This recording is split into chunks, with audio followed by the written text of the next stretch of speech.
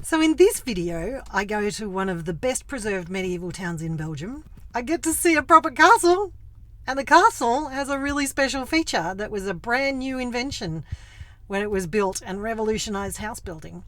I accidentally find myself at a festival and there's a really cute tribute to death and life.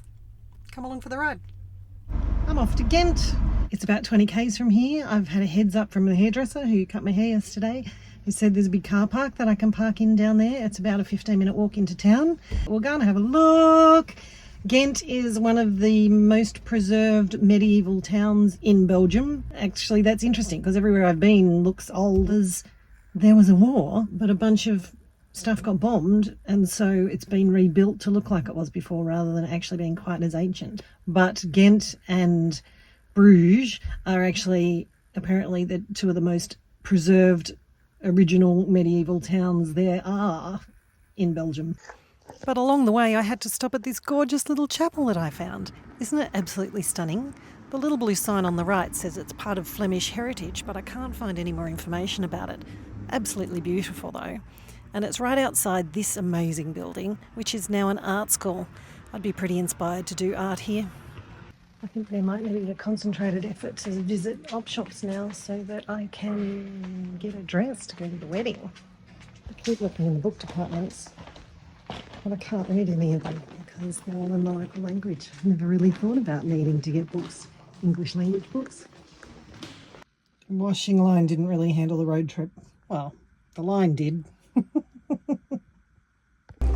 Hey Siri, find me a castle. There's one. This is Gravestein. In Flemish, it means house of stone belonging to the count.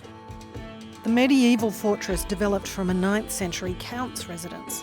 But when Philip of Alsace came home from the Crusades in 1180 and saw that the town's wealthy traders were living in luxurious stone houses, he decided to curb the arrogance of the people of Ghent and built this. Literally, Philip saying, mine's bigger than yours. My house and my fortune.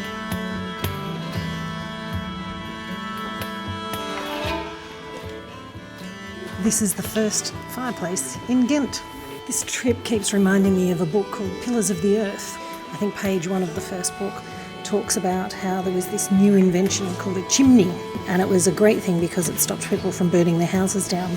I don't know whether it's actually the first chimney ever or whether that was invented here, but the architect came up with an idea of instead of having a fireplace in the middle of the floor, you would put it against the wall and you would have a channel that goes up to let the smoke escape.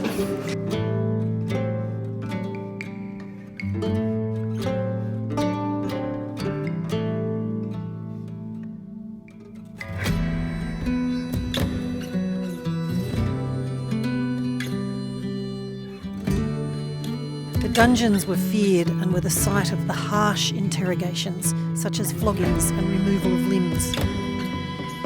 But they also administered various death penalties, including boiling people alive.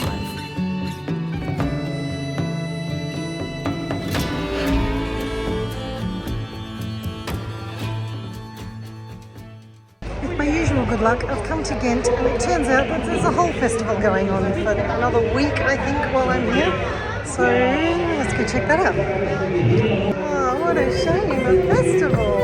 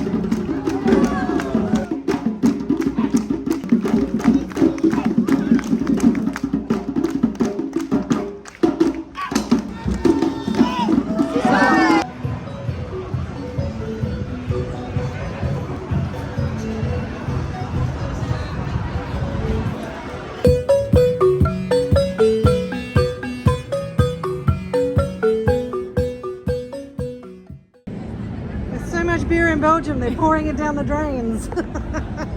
This is not creepy stalkerish at all, but I just saw a couple of guys doing some practice sort of dance moves in the market, and then they picked up their massive piece of cardboard and they've headed down to the centre square and they've got a carpet.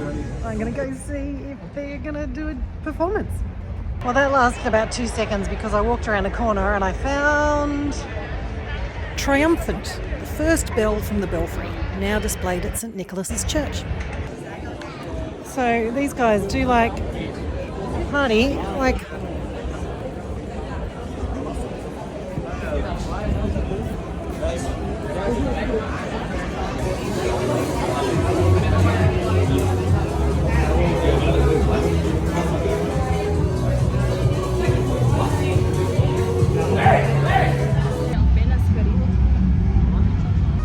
St Michael's Bridge, the only place that you can get the 3 towers in the same video.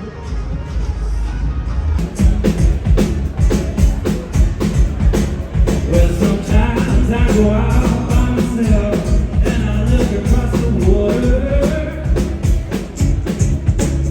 and I think of all the things what you're doing, and in my head I paint a picture.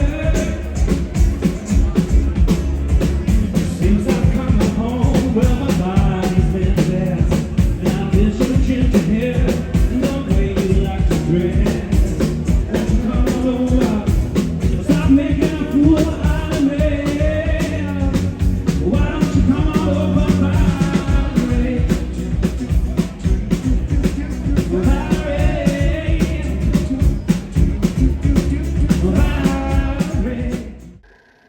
These lanterns are actually really cool. It used to be that this square was the place where the executions took place, but as a reflection of that, and so looking into the future, these lanterns are now connected to the maternity hospital, so the lights come on every time a baby is born in Ghent. I was riding home, but I got distracted. It's hot air balloons. Why are there hot air balloons? Can I be where there's hot air balloons? Well, they're not on them right now. I guess it's a bit late for that. Here's a hot van life tip for you. The reason that my windscreen wipers are sticking out is because I was drying my pillowcases on them yesterday. So, ironically, the reason that I went to Ghent was because I knew it was meant to be very well preserved like Bruges is, but I figured it would be less touristy and less crowded. That did not quite pan out the way I thought, but that's okay. So now I am finally heading to Bruges. Next video will be my trip to Bruges, and there is a lot of interesting stuff going on in Bruges. Very unexpected things. Had drinks with a vampire. So if you would like to see the crazy stuff that happens in Bruges, then click on the subscribe button. But if you want to see just some of the other adventures while you're waiting for that one to be posted, then click on this video over here.